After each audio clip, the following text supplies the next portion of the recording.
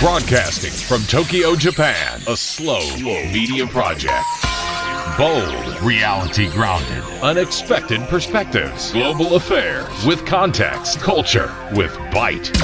No clickbait.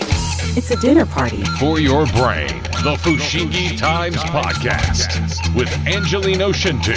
Hello and welcome. It's the Fushigi Times Podcast, the audio edition of my long-form journalism at fushigitimes.com. In this episode, we start with a headline in the form of a question. What happens when speed, volume, and outrage replace memory, meaning, and fact? In an era hooked on push alerts and instant takes, we're slowing the tempo to examine how the flick scroll feed itself became the nightmare. From the birth of 24-hour news to the rise of churnalism, it's reporting built for people who think in paragraphs, not taps and swipes. This episode of the Fushigi Times Podcast is brought to you by, and I could be mentioning your organization's name here. Keep listening to find out how our promotional partnership packages work.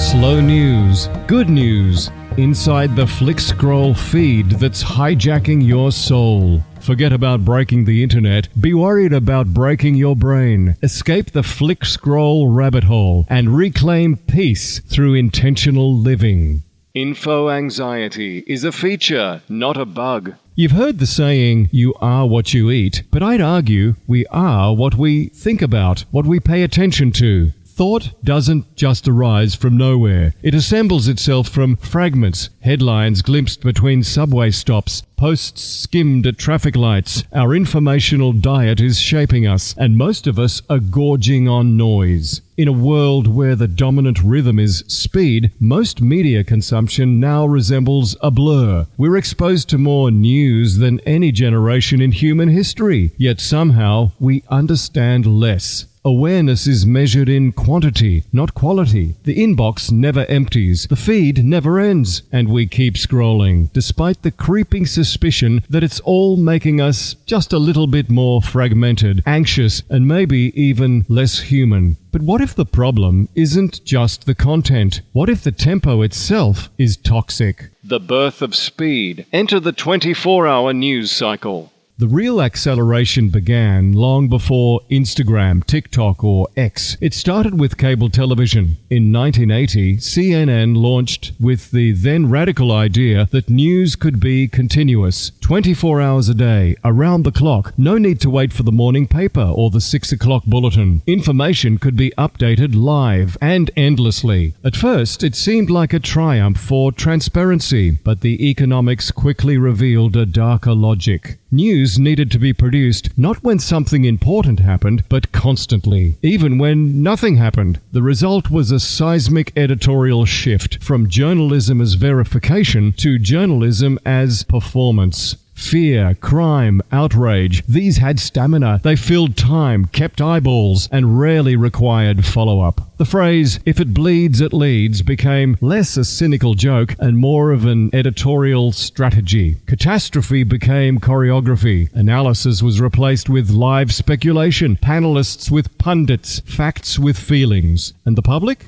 We stopped waiting for updates and started living inside them. But filling 24 hours doesn't just demand more stories. It demands faster stories. News had to be produced on demand, even when there was little to report. The result was an industrial shift inside newsrooms that has proven far more corrosive than many realize. Original reporting gave way to aggregation. Press releases replaced reporting. Journalists were given quotas. Speed trumped substance. This is what I've long called churnalism. Not journalism, but the mass production of regurgitated content. It clogs the public discourse with half-baked articles, hollow analysis, and rehashed updates designed to simulate information rather than provide it. Churnalism isn't simply bad reporting, it's the absence of reporting altogether. The greatest casualty of the 24-hour model wasn't accuracy, though that certainly suffered. It was memory. When news is constant, nothing lingers. Every scandal is replaced by another. Every tragedy is overwritten even before the morning ends. Hi, We hope you're enjoying the podcast. If your organisation shares our values, slow media, long-form journalism, global context, we'd love to work with you. This is where your branding could be, right here in the middle of the Fushigi Times podcast, just like in the written edition, heard and seen by a global audience that values independent thinking and cultural depth. Be part of the Fushigi. Email editor@fushigitimes.com and let's start a conversation. No clickbait. Culture with bite. The Fushigi Times Podcast. When the feed ate Google. If the 24-hour cycle created the demand for constant news, smartphones ensured we'd never be left without supply. There was a time, not so long ago, when looking something up meant sitting at a desk. You typed queries into Alta Vista, Yahoo, or you asked Jeeves, or later Google. You had to intend to find information. It was an act, not a reflex. But once the iPhone arrived, information stopped being something we sought. It became something that sought us. We don't search anymore. We flick scroll. We don't choose. We receive. The flick scroll became the primary gesture of our era, a nervous tick disguised as curiosity. And while we gained convenience, we lost context. News wasn't a destination anymore. It was a presence, a constant hum in the pocket, an ambient anxiety generator. Manufactured crisis, the cost of emotional acceleration. The emotional tempo of modern media mirrors its technological one. As content speeds up, so does feeling, and not in a good way. We live under a regime of engineered agitation. News is no longer about information, it's about activation. Each headline is written to elicit outrage, fear, urgency. The model is no longer inform the public, it's trigger the limbic system. And while this is profitable, it's also exhausting. The more we consume, the more we tense up. Our bodies keep the score. Raised cortisol, shallow breath, digital fatigue masquerading as attention. The reasonable voice, the nuanced view, the considered take is drowned out. We don't just argue about facts, we argue about whether facts even exist. The agenda behind the outrage. It would be naive to think all this chaos is unintended. The outrage economy isn't accidental, it's cultivated. Because in a media landscape ruled by clicks, outrage travels furthest. Anger boosts engagement, misinformation outperforms correction, and platforms profit from the churn. Viral is the goal, clickbait is the tactic, outrage is the outcome. But it's not just tech companies that benefit. Politicians, influencers, activists, and yes, even some journalists, not this one, have learned to game the system. A political issue becomes a merch drop. A tragedy becomes a marketing campaign. A protest becomes a platform. There's always someone with something to gain from your attention. And the more emotionally compromised you are, the easier you are to steer. When flick scroll becomes the story. We don't read the news anymore. We experience it through flicks, loops, reels. You liked sadness once? Here's 30 more flavors. Even I, a veteran journalist, wasn't immune. Despite decades in media, I fell prey to the infinite scroll. Not for headlines, but for the hit, the duration, the algorithmic drip feed. Eventually, I did something once unthinkable. I deleted every social account. Facebook remains, but only to stay in touch with family and friends. For now. It wasn't a detox, it was an exit.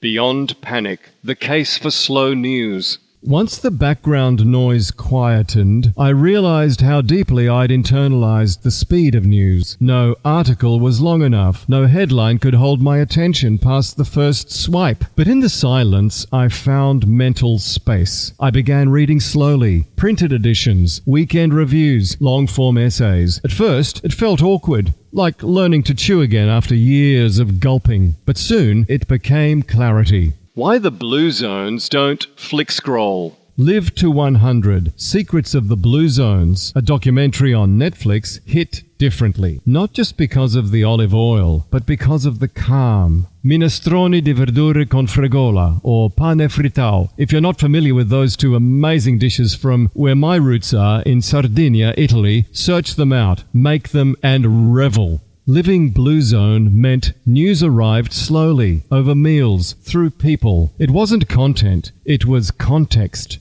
That simplicity hit like a slap, not because it's quaint, but because it's sane.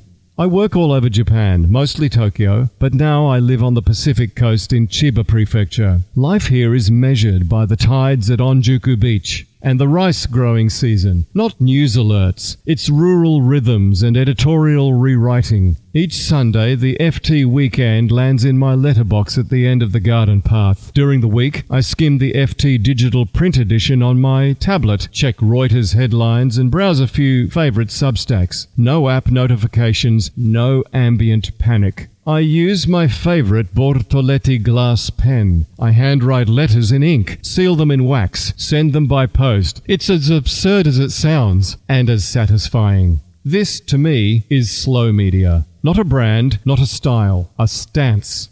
Hi, we hope you're enjoying the podcast. If your organisation shares our values, slow media, long-form journalism, global context, we'd love to work with you. This is where your branding could be, right here in the middle of the Fushigi Times podcast. Just like in the written edition, heard and seen by a global audience that values independent thinking and cultural depth. Be part of the Fushigi. Email editor@fushigitimes.com and let's start a conversation. Unexpected Perspectives, a slow media project. The Fushigi Times Podcast. The economy of distraction. The media isn't fast because of curiosity. It's fast because of capitalism. Your attention is being sliced, diced and packaged and sold in real time, just like tuna at the Tokyo Tsukiji fish market. What's the result? A kind of cognitive strip mining. Even grief is monetized now. This isn't journalism. It's marketing dressed up as fake concern. Fatigue is the point. We like to think we're informed, but really we're saturated, numb, emotionally exhausted. Distraction is not the side effect of modern media. It's the product. A distracted public doesn't organize. It doesn't resist. It doom scrolls into apathy. And who benefits from that? Right. Memory, meaning, and the flattening of everything.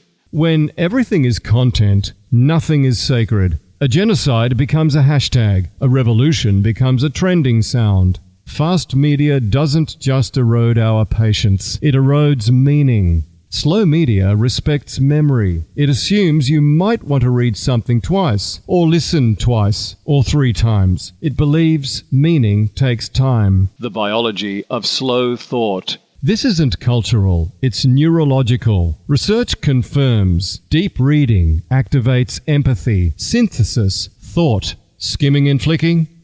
Not so much. Fast content lights up the limbic system. Pure dopamine, pure reaction. Slow reading and listening isn't a luxury, it's medicine. Who are we when we're not reacting? When I left the feed, I didn't just gain attention. I regained discernment. I stopped thinking in bullet points. I started thinking in paragraphs. Slow media is not a retreat. It's a return to agency, to clarity, to care. How to practice slow media. This isn't about purity. It's about pattern. Here are the dot points. 1. Turn off alerts. If it matters, it'll find you. 2. Read or listen to 1 long piece a day. FT Weekend, The Atlantic, or a good Substack like the Fushigi Times and this podcast. 3. Engage with the spiritual. Pick up a Bible, read a few Proverbs, ponder. 4. Write about what you read, just for yourself. Letters, notes, clarity. 5. Delete what numbs you. Apps, feeds, people. Slow media isn't self-denial. It's self-direction. Read slowly, think clearly, live intentionally. Fast media produces reactivity. Slow media builds readers, listeners, and citizens. People who can sit with complexity. People who think in context. People who resist the reflexive. These are the people who rebuild worlds. The future that still exists. We're not doomed. Not yet. We can still choose journalism that investigates instead of entertains. It's not mainstream, but it is growing. quietly, intentionally. Slow media isn't just possible, it's necessary. And it starts with what you listen to or read today. Maybe it starts for you with this very podcast.